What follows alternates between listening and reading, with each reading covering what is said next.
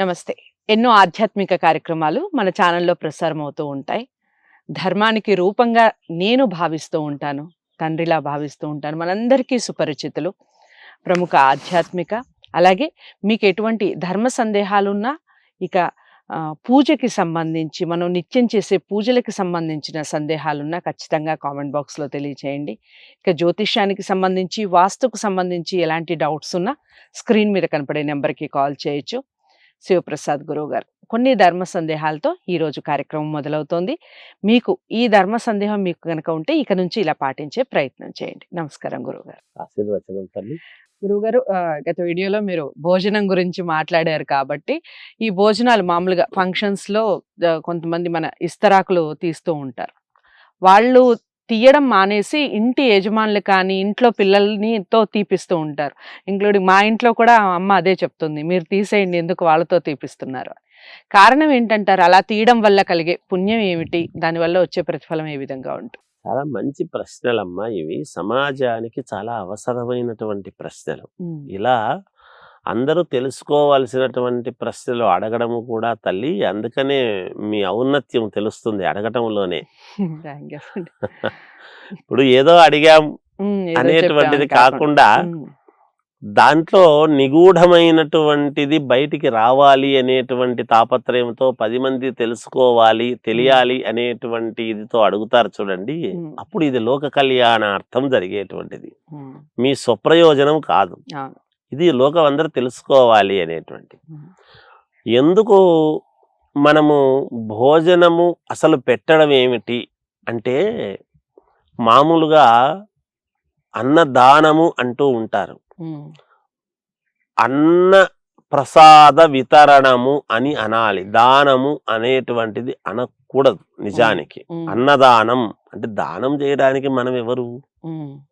మన దగ్గర బియ్యం ఉండవచ్చును, మనము దండిగా సంపదలు ఉండవచ్చును గాక, కానీ అన్నప్రసాద వితరణము అని అన్నప్పుడు ఎంత గౌరవంగా ఉంటుంది అనేది ఒక్కసారి మనం ఆలోచన చేయాల్సిన విషయం. అయితే ఇక్కడ మనం ఏది సిరి సంపదలు ఏది ఇస్తూ ఉండినా, ఏది ఇచ్చినా, నేను ఒక 1000 ఎకరాలు దానం చేసినాను లేదా ఇస్తున్నాను అన్నా, ఇంకొక 500 ఎకరాలు ఇచ్చుంటే బాగుండు అనేది ఉంటుంది తీసుకునేవాడికి. బంగారం శరీరం నిండా తొడిగిన ఒక్క 10 తులాలు ఇచ్చుంటే బాగుండు కదా అనేది ఉంటుంది. ఏది చేసినా అదే అడుగుతారు. ఒక లారీ నిండా వస్త్రాలు తీయించిన ఇంకొక లారీ ఇచ్చింటే ఏం పోవు, ఈ పక్క వీధిలో పెట్టుకునేవాడిని కదా, ఇంకో లారీ కావాలంటే అని అనుకోవడం. ఆశ అనేటువంటిది మానవుడికి ఎక్కువ ఉంటుంది, ప్రతివాడికి ఉంటుంది, ఏదో రకమైన ఆశ ఉంటుంది. ఆశ లేనివాడు లేనే లేడు సమాజంలో. అయితే ఒక్క కడుపు నిండా అన్నము తిన్నాక ఇంకా చాలు వద్దు అనేటువంటిది అది ఒక్కటే అనగలుగుతాడు. ఇంకా మిగతాది ఏది వద్దనడు.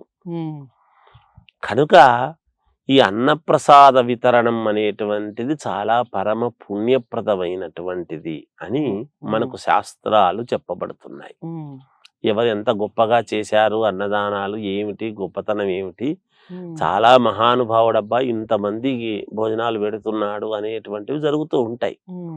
ఇక్కడ ఏమవుతుంది అంటే, ఒక మనిషికి భోజనము పెడితే ఎంత పుణ్యం వస్తుందో మామూలుగా ఒక పుణ్యం అని మనం అనుకుంటాం.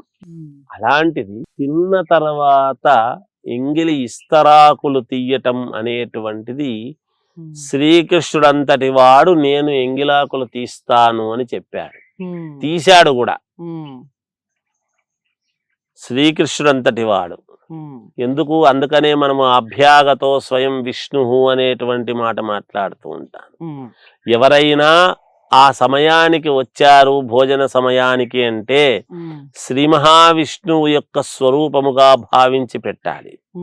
అన్నానికి గతి లేక వచ్చాడను, అబ్బా సమయానికి అన్నం సమయానికి వచ్చినాడే వీడు తిట్టుకొని పెట్టడము, ఇవి ఏవి మంచిది కాదు.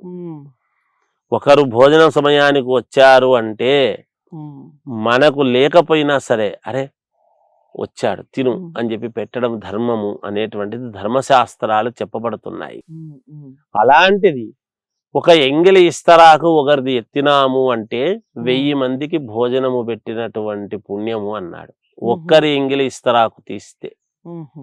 ఇంత అది గొప్ప విషయం. ఎటువంటి వాడు ఏమిటి అనేటువంటిది ఉంటుంది. ఉమ్, అందుకనే బ్రాహ్మలు ఎప్పుడు కూడా చాలా మంది ఒకవేళ ఏదో మన ఇంట్లో కొన్ని కార్యక్రమాలు జరుగుతున్నాయి చేస్తున్నాయి అని అన్నప్పుడు ఉమ్, పూర్వము ఒక రకంగా జరిగేటువంటివి ఉమ్, గృహప్రవేశాలు కానీ ఇంట్లో ఏదైనా పెళ్ళిళ్ళు అవి ఇవి జరిగినా చేసినా ఉమ్, బ్రాహ్మలు మన ఇంటికి వచ్చి ఇతరత్ర వాళ్ళ ఇళ్ళకి వెళ్ళి తినేటువంటి అవకాశము లేదు కాబట్టి వాళ్లకు ముందు ఇంట్లో కావాల్సినటువంటి ఉమ్, బియ్యము పప్పు చింతపండు ధాన్యం ఇవన్నీ కూడా మొత్తం అమ్మ మీరు తృప్తిగా చేసుకొని తినండి చేసుకోండి. అని ఇచ్చేవాళ్ళు. అవును. అంత పదింతలు అందుకనే రైతులకు విపరీతముగా పంటలు బాగా పండి ఉమ్, సంతోషముగా అరే ఈరోజు వాళ్ళు ఇచ్చినారు ఉమ్, భక్తికి అని సంతోషముగా చేసుకొని తినడం అనేది 10 సార్లు అనుకుంటారు పెట్టినప్పుడు. ఉమ్, ఉమ్. పెళ్ళిళ్ళకు పోయినప్పుడు కూడా మదర్పిత చందన తాంబూలాదులు స్వీకరించి బొమ్మమ్మ ఆనందింపజేయ ప్రార్థన అని ఇస్తాం మనం. అవును, అవును.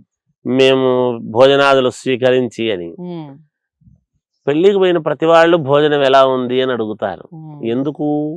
అక్షతలు వేస్తారు పిల్లలకు ఉమ్, దంపతులకు. ఉమ్, వేసిన తర్వాత భోజనం చేసి వెళ్ళండి అని చెప్తారు. అది ఉమ్, పద్ధతి. భోజనం చేసి వెళ్ళండి అని. ఆ భోజనం చేసినప్పుడు ఎంత బాగా చేసినారు భోజనము, ఉమ్, చాలా తృప్తి అని ఈ తృప్తి పడినటువంటి ఈ తృప్తికరమైనటువంటిదంతా కూడా ఉమ్, ఈ ప్రేమ ఈ ఆత్మతృప్తి జరిగిండేటువంటిదంతా కూడా దేనివల్ల ఎప్పుడు తినగలిగినాము? వాళ్ళ పెళ్లిలో కదా తిన్నాము. అవును. ఇదంతా ఎవరికి చెందుతుంది? వాళ్ళకి చెంది. కర్త కారయిత చేయవ ప్రేరక శర్మోదక.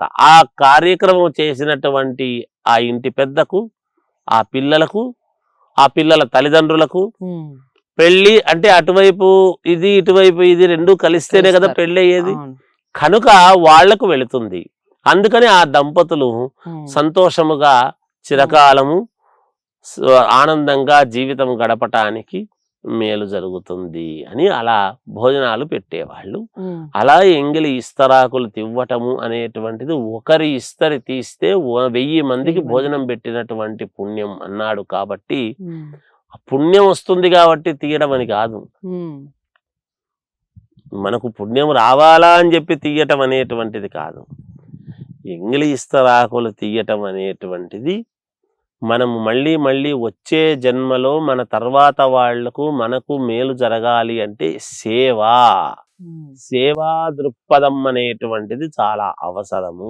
గుడిలో దేవుడికి సేవ చేసినా, ఉమ్, ఎటువంటి సేవ చేసినా, గుడి ముందు గడప గడిగినా, ఉమ్, గుడి మెట్లు గడిగినా, ఉమ్, గుళ్ళో కావాల్సిన పూలు తీసి స్వామికి పూలమాల కుట్టించిన, ఉమ్, రోజు అభిషేకం చేసిన, రోజు దేవుడి వస్త్రాలు ఉతికి శుభ్రం చేసి దేవుడికి ఇచ్చిన, ఉమ్, ఇలా ఏది చేసినా ఎంత పుణ్యమో ఇలా ఎంగిలి ఇస్తరాకులు చేసినప్పుడు కూడా అంతే పుణ్యము. ఉమ్, వీళ్ళ కుటుంబము పిల్లలు 7 జన్మల పుణ్య ఫలం అన్నాడు. 7 జన్మల పుణ్య ఫలం అని ఎంగిలి ఇస్తరాకులు ఎత్తడం వలన. ఉమ్. అది తెలుసుకొని జాగ్రత్తగా చేసుకుంటే మంచిది. పుణ్యప్రదం అందరికీ కూడా. చాలా బాగా చెప్పారు. పుణ్యం పురుషార్థం అన్నారు కదా, నిజంగా గురువుగారి మాటల్లో అది స్పష్టంగా కనిపిస్తుంది. మనందరం ఆచరించే ఎన్నో విషయాలు గురువుగారు మాట్లాడుతూ ఉంటారు, నిత్యం చెప్తూ ఉంటారు. మేము ప్రత్యక్షంగా దాన్ని ఆస్వాదిస్తూ ఉన్నాం. మీ అందరికీ పంచాలన్న సదుద్దేశంతో ఇలాంటి కార్యక్రమాలు చేస్తూ ఉన్నాం. ఈ వీడియోస్ అందరికీ చేరువ చేయండి, లైక్ చేసి. అందరూ తెలుసుకోవాల్సిన విషయాలు. ఛానల్ని సబ్స్క్రైబ్ చేసుకోండి. మరో మంచి వీడియోతో మళ్ళీ మీ ముందుకు వస్తాను. నమస్తే.